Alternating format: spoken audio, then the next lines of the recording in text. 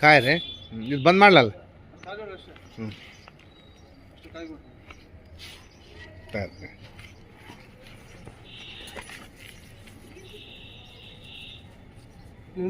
ನಾನು ಹಿಂದ್ಕೋಲ್ಲ ಇಲ್ಲಿ ಬಂದು ನೋಡಿ ಕರೆಕ್ಟ್.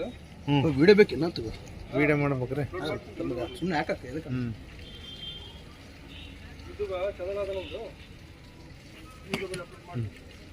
ಇದು ಅಲ್ಲಿ ಹಳೆ ಬೋರ್ ಐತೆ ಅಲ್ಲೇ ಐತ್ರಿ. ಹಾಂ ಅಲ್ಲಿ ಐತಲ್ಗ.